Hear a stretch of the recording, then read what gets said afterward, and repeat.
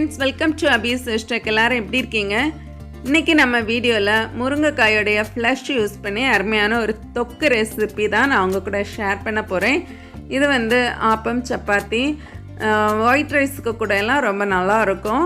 இதை எப்படி பண்றதுன்னு சொல்லிட்டு நம்ம வீடியோல இன்னைக்கு பார்க்கலாம். வாங்க வீடியோக்குள்ள போலாம். இந்த தொக்கு செய்கிறதுக்கு நான் இன்றைக்கி ஒரு 4 முருங்கைக்காய் பெரிய சைஸ் எடுத்துருக்கிறேன். இதை மேலே இருக்கிற தோலை லைட்டாக ஸ்க்ராப் பண்ணிவிட்டு ரஃப்பாக சாப் பண்ணி வச்சுருக்கிறேன். இதை இப்போ நம்ம குட்டி பீசஸாக கட் பண்ணி குக் பண்ண வேண்டியது தான். இந்த முருங்கைக்காயில் நிறைய நியூட்ரிஷன்ஸ் இருக்குது, ரொம்பவுமே நல்லது. கண்டிப்பாக உங்களுக்கு கிடைக்கும்போது இந்த மாதிரி செய்யுங்க.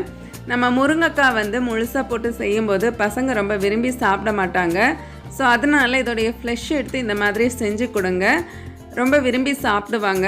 இப்போ நம்மளுடைய முருங்கைக்காயெல்லாம் நான் கட் பண்ணி வச்சுட்டேன். இதை ஒரு குக்கரில் ஆட் பண்ணிவிட்டு இதுக்கு நான் 1 கப்பு தண்ணி மட்டும் இன்றைக்கி சேர்த்துருக்கிறேன். சேர்த்துட்டு தேவையான அளவு கொஞ்சம் சால்ட்டு சேர்த்து இதை ஒரு 2 விசில் வச்சு எடுத்துடலாம்.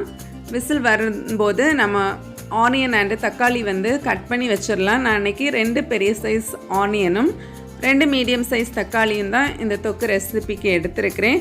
இதை நல்லா க்ளீன் பண்ணிவிட்டு கொஞ்சம் ரஃப்பாக சாப் பண்ணி நான் இன்றைக்கி சாப்பரில் போட்டு கட் பண்ணி வைக்க போகிறேன்.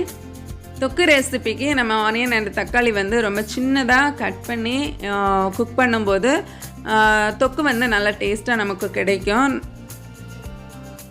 இப்போ ஆனியனும் தக்காளியும் அதே மாதிரி நான் சாப் பண்ணி வச்சுருக்கிறேன். இப்போ நம்ம முருங்கைக்காயுமே 2 விசில் வந்துருச்சு. இப்போ கொஞ்சம் அதை ஆற விட்டுட்டு ஓப்பன் பண்ணி பாருங்கள். ஸோ சூப்பராக நம்மளுடைய முருங்கைக்காய் குக் ஆகி இருக்குது. இதில் கொஞ்சம் தண்ணி எக்ஸ்ட்ரா நிற்கும். ஸோ அதை அப்படியே ட்ரைன் பண்ணிவிட்டு நம்ம முருங்கைக்காயை மட்டும் ஒரு பாத்திரத்தில் இந்த மாதிரி கலெக்ட் பண்ணி வச்சுக்கலாம். இப்போ இந்த தண்ணியை நீங்கள் வேஸ்ட் பண்ண வேண்டாம், நம்ம தொக்கு செய்யும்போது யூஸ் பண்ணிக்கலாம். இப்போ கொஞ்சம் முருங்கைக்காய் கொஞ்சம் ஆறுனதும் இதோடைய ஃப்ளெஷ்ஷை மட்டும் இந்த மாதிரி ஒரு ஸ்பூனால் நம்ம எடுத்துட்டோன்னா நமக்கு நல்லா சூப்பராக கிடைக்கும்.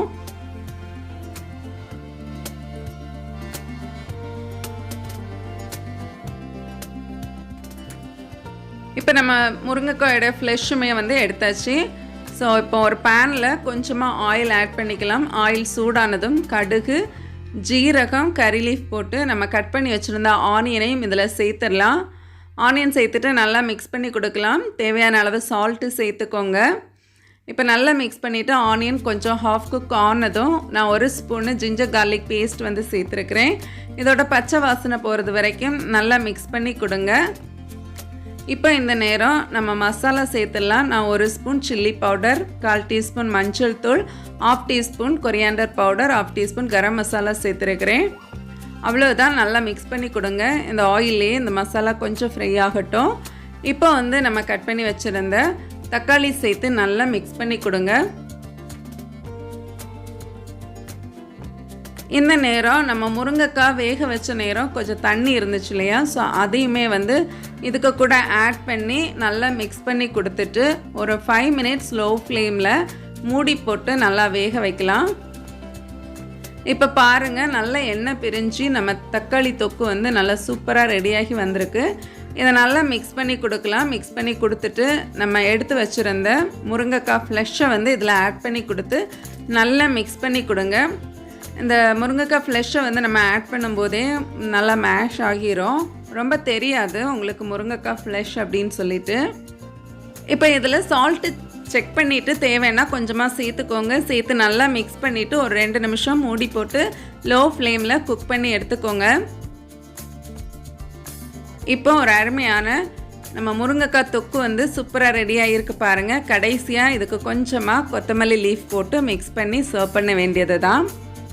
ஒரு சிம்பிளாக ஈஸியாக செய்யக்கூடிய அருமையான தொக்கு ரெசிபி ரெடி ஆகிடுச்சு. கண்டிப்பாக நீங்களும் செஞ்சு பாருங்கள். செஞ்சு பார்த்து உங்கள் ஃபீட்பேக்கை என் கூட ஷேர் பண்ணுங்கள். ஃப்ரெண்ட்ஸ், இந்த வீடியோ பிடிச்சிருந்தா மறக்காமல் லைக் பண்ணுங்கள், உங்கள் ஃப்ரெண்ட்ஸ் அண்ட் ஃபேமிலிக்கு கூட ஷேர் பண்ணுங்கள். நீங்கள் இன்னும் நம்ம சேனலை சப்ஸ்கிரைப் பண்ணலைன்னா அபிஸ் ஹேஷ்டேக்கு சப்ஸ்கிரைப் பண்ணிக்கோங்க. நான் இன்னொரு இன்ட்ரெஸ்டிங்கான வீடியோவில் உங்களை மீட் பண்ணுறேன். அது வரைக்கும் பாய், டேக் கேர், தேங்க்ஸ் ஃபார் வாட்சிங்.